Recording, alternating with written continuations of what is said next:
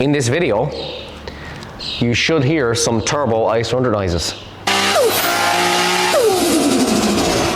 Welcome back. It's been, a month since you last seen us, and a lot has happened, but that's a story for another time. So we'll fill you in on the car-related stuff. We'll start with the BMW engine. It's the easiest one. So we have the M54 B28 ready to go back in. We've done gaskets, thermostat housing, water pump, belts, crank seals, all that sort of stuff, and spark plugs in the service. That's ready to be dropped in. I think he's dropping off the car in a week or two. And the next big one is, right, we'll ignore this one for a second. The next big one is the turbo Altezza. So we've started building the engine, as you can see. We have the bottom end done. We have forged pistons, forged rods, bored the block oversight, so it's now 87 millimeters. And we've done all ACL race bearings in the bottom end. The head has been done, so we have steel exhaust valves, we have upgraded valve springs, we have all matching collets and retainers, and we're at the stage now where we need to shim the buckets for the valves. So you can see, there's your bucket, there's your shim. These don't have a hydraulic lifter, so that means you have to actually set the valve clearance with these. So you can order them in different sizes, and after getting the engine together and checking the valve clearances, by the looks of things, the last person that put this together did not shim the head correctly, and that is why it nearly dropped one exhaust valve. So getting that shimmed up, that should be back in the car probably within the next 2 weeks, and it's also getting a gearbox conversion. So this obviously was running an Altezza gearbox, and with the amount of horsepower we're hoping to make with this, the Altezza gearbox will not make it off the dyno. So it is being converted to a 6-speed ZF. So that is the Beams engine and 1 GFE turbo. So we started prepping the engine. We have timing belts, we have all the seals done on the front, the water pump in it, and the next step now is to start getting the clutch onto it, getting all the ancillaries on. And in this video, you should hear some turbo IS200 noises. There's nothing else to update you, I think. Is there? Oh, there's a yellow Altezza outside. E39 8 HP swap is done and gone. The car, if you want to see it done, is on our Instagram, and there's some TikToks of it. At the time we were finishing it, there was other stuff going on, so I kind of missed a couple of videos on that one. That's gone. Obviously you've seen the Aristo, that's done and gone. What else? Golf 4. Came in and gone twice. Came in and gone twice. Was that in and gone twice since we last... Was it? Yeah. So we did a OPF delete, and we did tips, and we modified an intake pipe and a Golf 4. Check our socials, it's there. The pearl white Altezza. We started on that. We ran into an issue with brakes, but we have started prepping it. We have the front of it done, wheel bearing, bushings, ball joint in the back, stuff like that. So that's sitting outside. We are waiting for rear discs, which are on back order. We're talking about 3 weeks for discs and shoes. That's that one. The purple Altezza is now inside. We started that one at some stage, and I think that's it. Is there anything else? I think we're pretty much up to date. All the parts are now here for the PS13 drift car, so we'll be starting into that very shortly.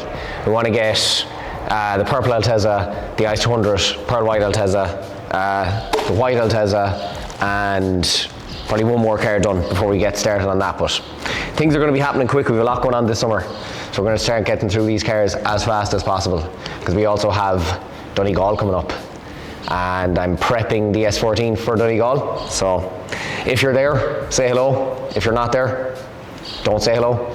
But we'll be there for, well, I'll be there for the weekend.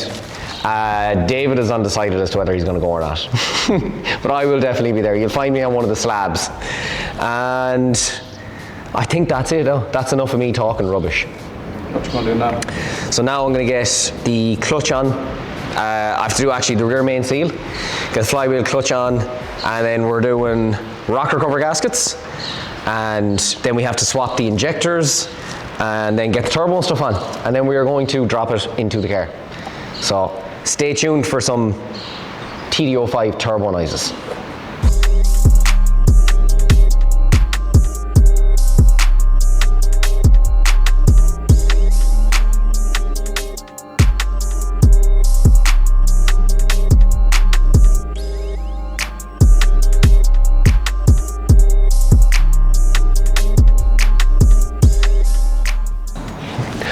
Welcome back to day 2. We have the engine about ready to go in. So a run through of what we've done to the engine. Obviously timing belt, water pump, front main seal, rocker cover gaskets, full service, spark plugs, oil filter. Obviously we put the turbo back onto it. We had to swap the sump because it has an oil drain for the turbo, so that's off the old engine. Cleaned all the metal out of it, don't worry. We have a new clutch, new rear main seal, wire looms on. It's kind of it really. They're a fairly simple, fairly straightforward engine to put together. So here's a few clips of it going in.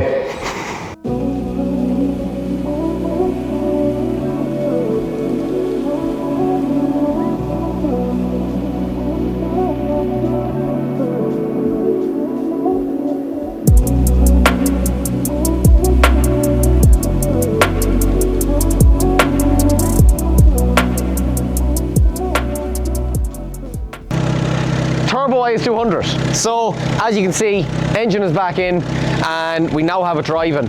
A little bit of a backstory on this car because we never fully explained what actually happened with the car.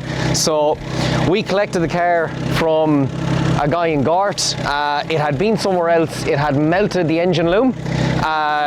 They melt the engine loom across the back of the manifold. It's a common thing with them. You have to tie it up out of the way. So engine loom melted. It had the engine loom replaced. The car drove for a little while. Then it shut off, wouldn't start. So we went down to collect the car thinking that it was going to be just a wiring issue or something easy like that. Turns out there was fuel lines left off. There was metal inside the ECU. So when we actually got it finally running, we found out bottom end was gone.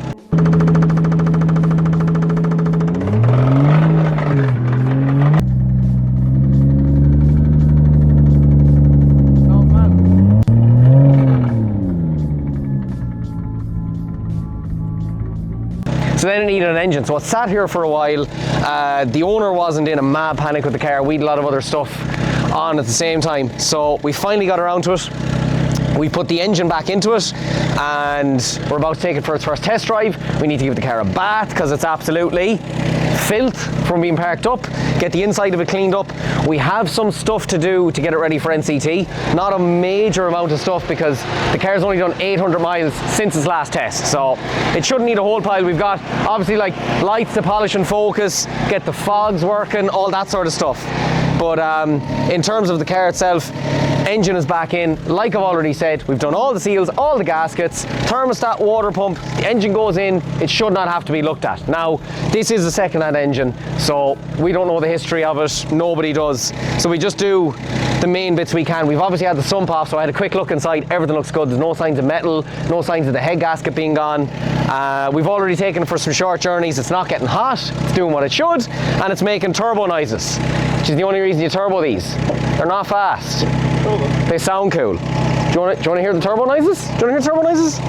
This is the only reason you do this.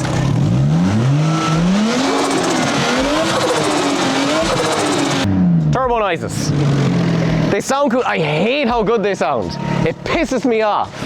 You could spend 40 grand on a 2J and it won't sound as good as that, which is really annoying because it's like a €500 turbo kit.